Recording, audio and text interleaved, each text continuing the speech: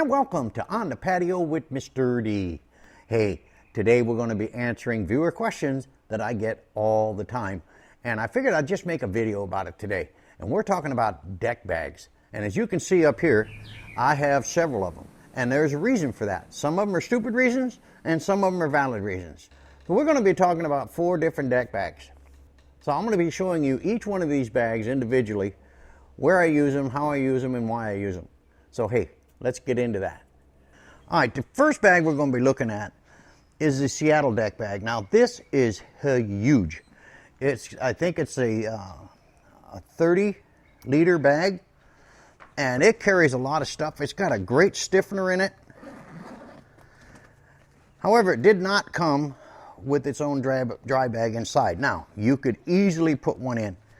The pros for this is how big it is. Now, if you notice, this is my P1000 Nikon. This is what I use on the water.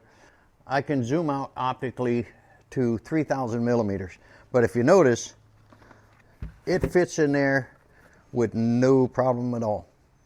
So that's one of the pros and one of the big reasons I bought it.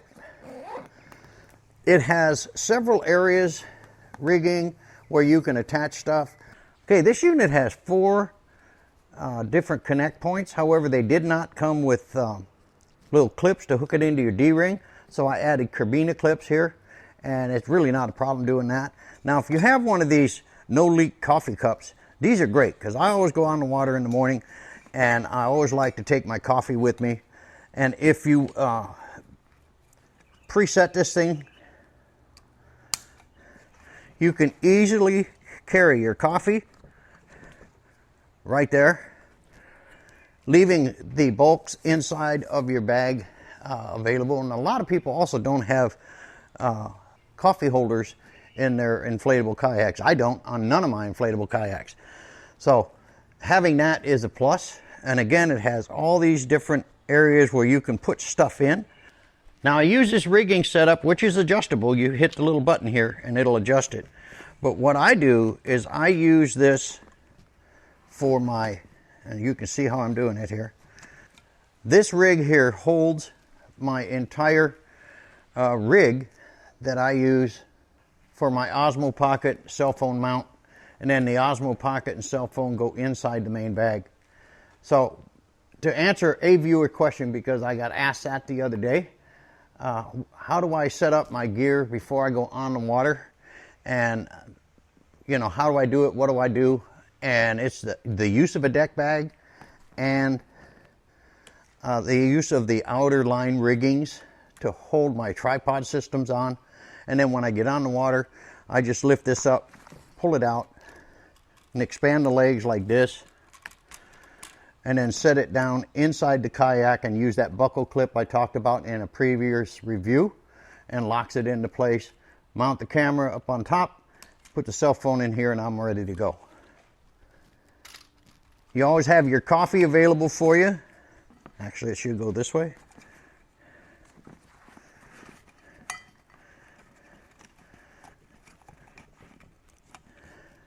But what this is doing is allowing you to have no clutter inside the cockpit of your kayak before you get in.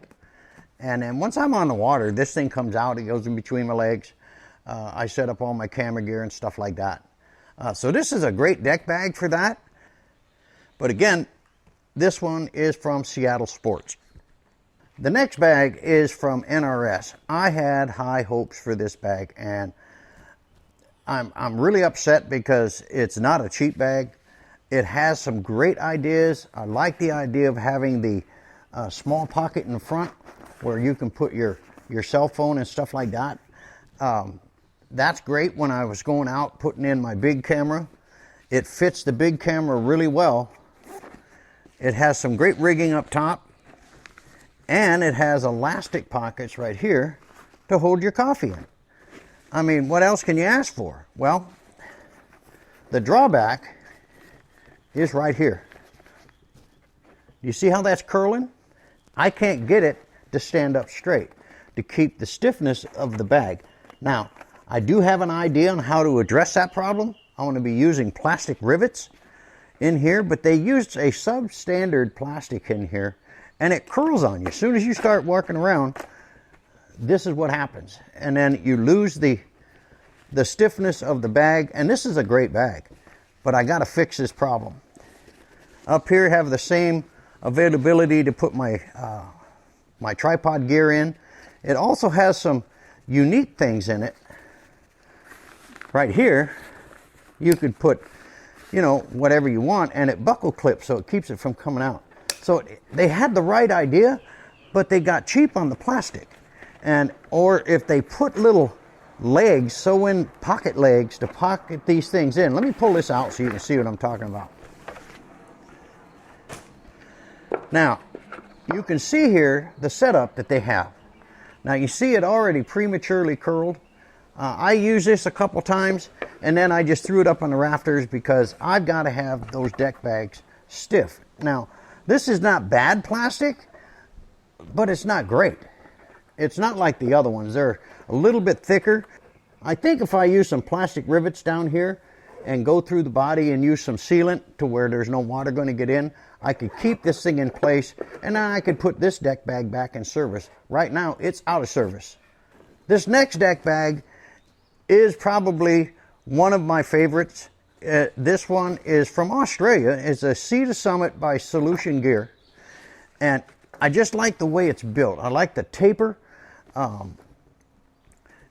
It doesn't have a lot of the features of the other bag, but it does have some hideaway features in here. You can put small stuff in here.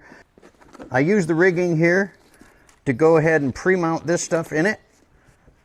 Before I get on the water, I get all this stuff set up and then cinch it down. And that way I can get in the kayak with no problem at all. It has a great opening in here, and it comes with a dry bag. It's attached by Velcro in the back. I love the opening. There's a lot of room in this small bag. And when I'm putting in my Nikon P1000, it fits. So I can easily put like my wallet, keys, the Osmo Pocket, an action cameras, my cell phone, all that stuff right in here. Zip it closed and I'm good to go. Again, it has 4 points of connection. Again, I added carabiner clips to hook up to the D-rings on the inflatable. So this one, now here's the dumb reason I got this. Before I knew how good it was, I got it because of its color. I have the AE 1044 DSXL, which is blue. Now I have 2 of these, and there's a reason for that. The reason I have 2 of these and 2 of the water gears is when I take all my gear out, my back one I mount, because I rigged the back of my AE kayaks and add rigging to them, and I'm able to put my drone inside of here. So on the back deck, this bag sits and it has the drone. In the front part of it, it has all my other camera gear. Now, this particular deck bag has been my favorite for years. I use it on my sport, and 2 reasons. One, it's small, it's compact. We have 2 of these, one for my sister's sport and then one for my sport. And I use these exclusively for doing camera mounts with a flexible tripod here. I have a strap that goes underneath the bag. The 4 points hook into the rigging. Again, there's no clips, so you have to put carabiner clips on. And it has a dry bag in front or inside. You can see right here, you got your dry bag. And the other thing that made me go to the Solution is when I change cameras. As you can see, it won't fit. This is why I had to change out my deck bag when I want to use my Nikon P1000. This deck bag is just a little bit too small. However, the build quality, the stiffness of this is just, I mean, I'm pushing on this hard, and it just keeps its shape. I love the way they took the insert and sewed it into the body and the interior. So it's it doesn't pop out. It keeps its shape all the time. This is a great, great deck bag. And if you don't have a lot of gear, this is your answer right here. This is great.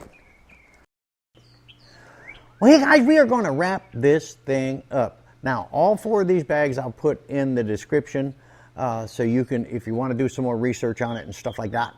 I gave you the pros and cons to these bags and which ones I use. I don't know why I don't use the Seattle bag. I really don't. It's an excellent bag. It keeps its shape. I think I'm going to put it back in service. I don't know why I didn't do it. This would probably be great on the Expedition because it's so big and I can put a lot of gear in here. The drone would fit in here with my big camera, with all my other stuff here in one bag. So, hey, that's a good idea. Anyway, this is the Seattle bag. Again, I'll put the information about this bag in the description, but this one's a great bag. It'll hold your coffee. It'll hold a lot of gear. Like I said, I think it's a 30-liter bag. So, you know, check this one out. It's a good bag. The next bag really disappointed me. It had so many features, and it ain't cheap, guys. This thing is not cheap. And it had so many great features that I got fired up on until I saw the build quality of the plastic stiffener. I mean, that really disappointed me. And like I said, I'm going to do some MacGyvering here, and I think I'm going to figure out a way to permanently attach these little 4 points to where it will keep its shape. But again, it's not the stiffest in the world, but it's not that awful bad. If they would have upgraded their plastic insert, this bag would be totally 100% awesome because it has all kinds of great features. It has the bottom attach feature where you can go underneath your rigging and attach it that way. I mean, there's all kinds of cool ways to do it. 4 attach points. These do come with the clips, so that makes it nice. I don't have to put cabina clips on each one of these. But it has that one drawback that really upset me a little bit, was the cheap plastic insert. And this, again, is not a cheap deck bag. So let's get to the next one. This bag is not cheap either, guys. But this is an outstanding bag. Look at the tapered design of this particular bag. It has little side inserts in here so you can put loose stuff in. You could throw your keys in there and it will hold because you cinch the rigging down, keeps this stuff tight. It has a dry bag inside. It also has this multi-point